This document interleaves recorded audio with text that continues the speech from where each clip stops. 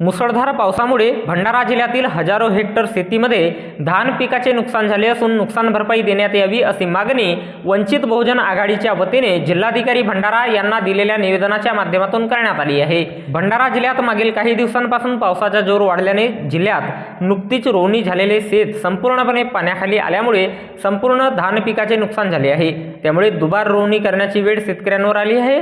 भंडारा जिल्ह्यातील अनेक गावे पाण्याखाली आल्याने कित्येक घरांमध्ये पुराचे पाणी शिरल्याने अन्नधान्याची तसेच जीवनावश्यक वस्तूचे फार मोठ्या प्रमाणात नुकसान झालेले आहे।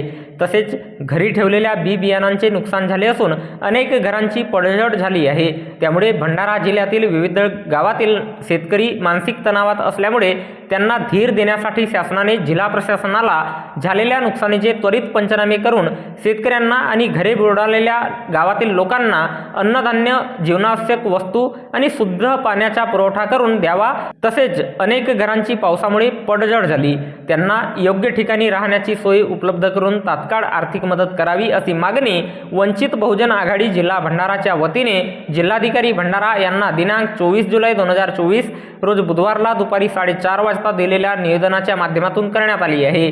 निवेदन देतेवेळी वंचित बहुजन आघाडीचे भंडारा जिल्हाध्यक्ष धनपाल गडपायले, राहुल गजभिये, राहुल भालादरे, राधेश्याम कावडे, अमित वैद्य, संजय मते यांच्यासह अन्य पदाधिकारी, कार्यकर्ता आणि शेतकरी हजर होते।